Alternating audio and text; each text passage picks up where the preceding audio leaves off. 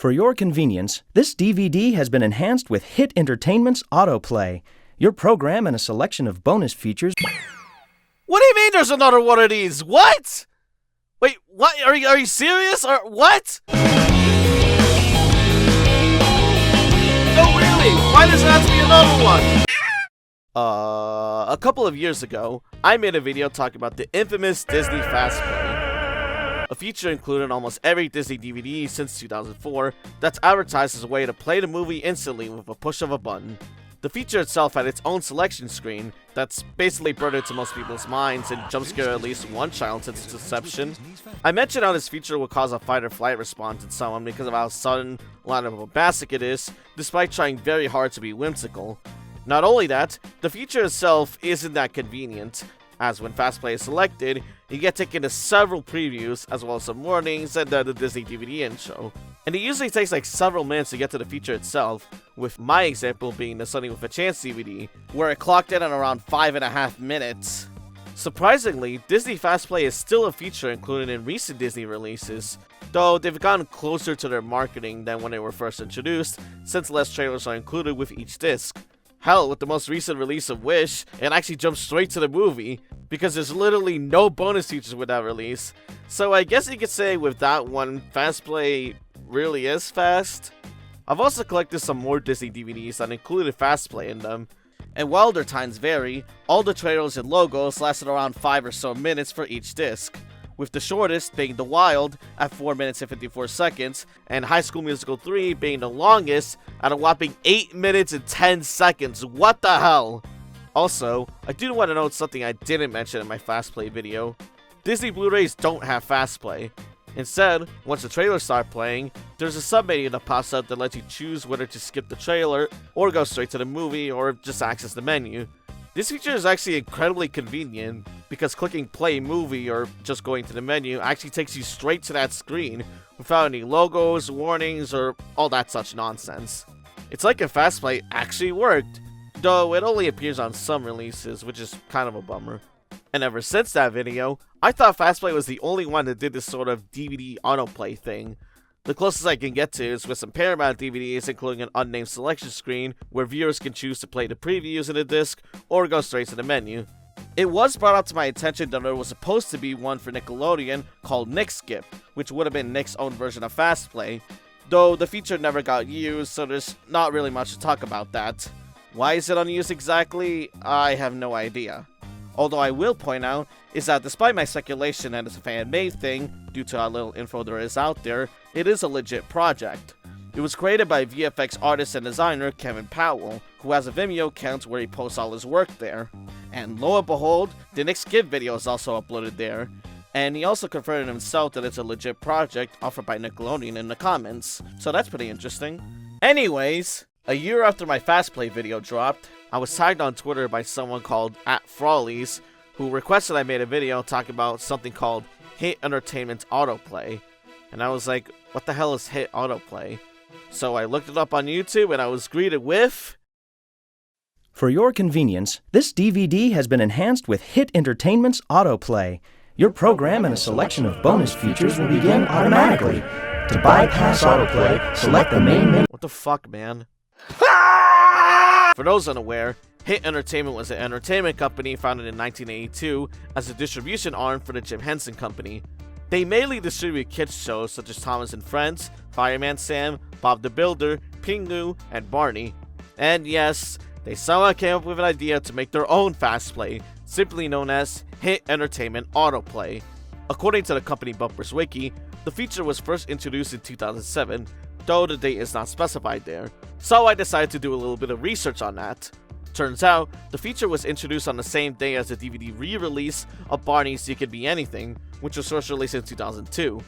Funny enough, it was also the same day that HiT Entertainment introduced a brand new logo for the company, both releasing on January 30th of 2007. This feature would last until the company's defunction in 2016, where it was absorbed by the newly acquired Mattel to create Mattel Creations. The screen itself is, well, what you see is what you get. There's no animations or music accompanying it. You just have the basic screen with the logo and the buttons with a narration that mimics the one from Fast Play. This Disney DVD is enhanced with Disney's Fast Play. This DVD has been enhanced with HiT Entertainment's Autoplay. Your movie and a selection of bonus features will begin automatically. Your program and a selection of bonus features will begin automatically. It's literally the exact same goddamn thing. At least with Fast Play, it still tries to deliver a magical atmosphere that Disney as a company has built up for its entire lifespan, even if it's a little too sudden. But with HiT Autoplay, it does the absolute bare minimum for a selection screen while doing nothing creative or unique with their new logo. And a complete silence in the background just makes it unsettling to listen to, almost like it's halting the DVD experience when it doesn't even need to be. It doesn't help as well that the cursor is highlighted at Autoplay by default. Meanwhile in Fast Play, it defaults to main menu, just in case you lost your remote or something.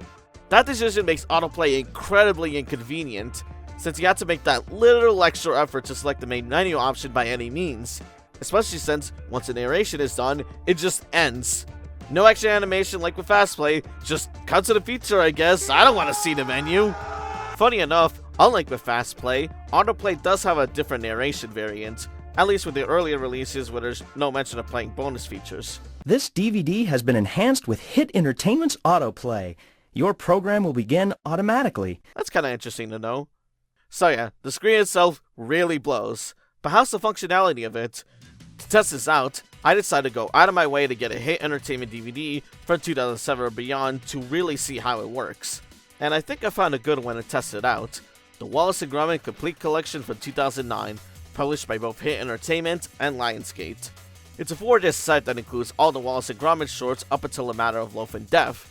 So I basically have 4 whole discs to try the whole autoplay thing. Which, spoilers I guess, I'm mainly going to be focusing on disc 1 and 4, since disc 2 and 3 follow the exact same structure as the first disc. I'm gonna time them differently than how I did with the Fast Play video.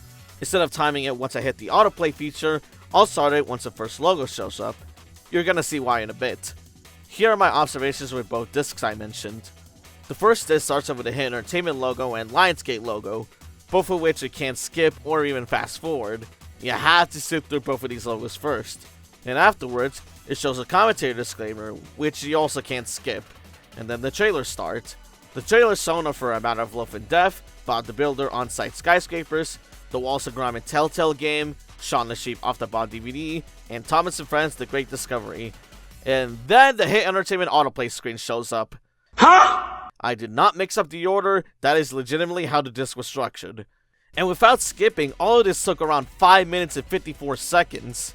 But hey, at least it actually autoplayed the feature, I guess. There was no other logos interrupting it, so I suppose I'll give it a point for that. But still, that means you have to sit through both distributing logos, as well as skip all the trailers. Some of them you have to skip twice because of the Coming Soon bumpers being its own skippable video. All of that just to get to the damn screen. It's basically just adding an extra menu on top of the main menu that the disc is bundled with. It feels incredibly backwards. Don't believe me? Let's check Disc 4 then.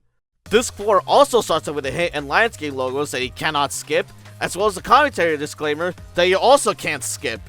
Then the trailers play out, which this time is for Shaun the Sheep Off the Bond DVD, Battle for Terra, and Thomas and Friends Hero of the Rails. And then the autoplay thing shows up. What? This one, however, was a little shorter, only being around 4 minutes and 40 seconds. But still, what the hell? By that point, I think to myself, this can't be right. For a feature that's meant to play the show or movie automatically, why do you have to go through all the trailers just so you can simply access the screen? Should it be the other way around like how Disney Fast Play did it? It just boggles my mind.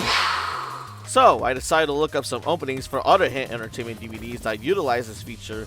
And wouldn't you know it, they all play out the exact same way as the Wallace & Gromit DVDs. Some are longer than others, some are shorter than others, but either way, you have to go through all these trailers and logos in some way to even gain access to the screen. That makes absolutely no sense whatsoever. And would you believe me if I tell you that it gets worse? Since the feature advertised that would play a selection of bonus features, I thought I'd test it out too. With Fast Play, I mentioned that it didn't add much to the experience and that it can be viewed from the menu itself, but I kinda changed my mind on that. Mostly due to how there's no other interruptions when playing those features, only showing a small pop-up screen saying that these features will be played and more can be selected from the menu itself. So, pretty convenient. HiT's autoplay handles it in a very weird way though. Once the feature is over, firstly a still image of the HiT logo shows up, advertising their website, then the logos would start to play again, but this time in reverse order, and this time you can actually skip them, and then the features would actually play out. I find that to be incredibly odd, since that's just adding an extra layer of annoyance to an already obnoxious feature. The worst part is that some discs won't play the actual features, it just plays the same trailers that the disc itself starts off with all over again. How do I know this? That's what happened with disc 4 of the Wallace and Gromit set. Once the short is over, it just plays the logos all over again, and then it plays the exact same trailers it started off with. The Shaun the Sheep one, Battle for Terra, Thomas, all of it. And then it just boots me back to the menu. Oh, don't worry, it gets even worse, because I'm about to show you that HiT Entertainment Autoplay is a completely worthless feature with absolutely zero reason for existing, and I actually discovered this by complete accident. So as I was writing notes for this video, I left the menu for disc 4 playing for a bit until it decided to loop. Except, it did not loop. No, once the song is done, it plays the show automatically. And I felt completely dumbfounded. Why add an autoplay feature if the short is gonna automatically play after a certain loop is finished on the main menu? So, I went and tested every disc to see if the same thing happens. Yes, even discs 2 and 3. The short answer, yes, it did. Though with the other 3 discs, they loop around 3 times before it starts. But still, the fact that it even does that in the first place is enough to show how useless the autoplay feature really is. And remember when I mentioned about how the bonus features would play out with autoplay enabled? Well, the exact same thing plays out when you play the feature from the main menu. So no matter what, you basically get the exact same experience, autoplay or not. Making this feature is literally just an extra screen for the sake of having an extra screen. And I thought Disney Fast Play was completely pointless, but this is on a whole new level. Good God!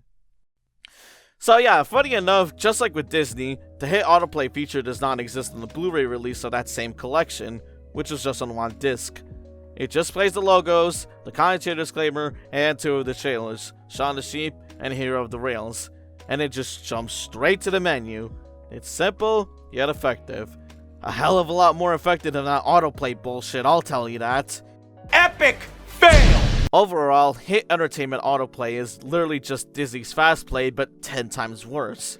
I was hesitant to call it a ripoff, but seeing how it's even less convenient to use than Fast Play, it rightfully deserves to be called one. Not only does the screen offer nothing creative, and only providing a sense of uneasiness with the lack of music and stale narration, the functionality of it is incredibly non-existent. You still have to sift through trailers, logos, and warnings, and all the features that are advertised through autoplay can already be accessed through just playing it from the main menu anyways. So there's literally no point to the screen at all. While Disney's Fast Play lives in infamy in most people's eyes, HiT Entertainment Autoplay serves as a reminder that, yeah, you could do worse. Well, at least I put my copy of Sunny with a Chance, Sunny's Big Break Volume 1 to good use again. I don't know why I still have that DVD, but then again, I've made a lot more questionable decisions with my collection since then, so... whoops.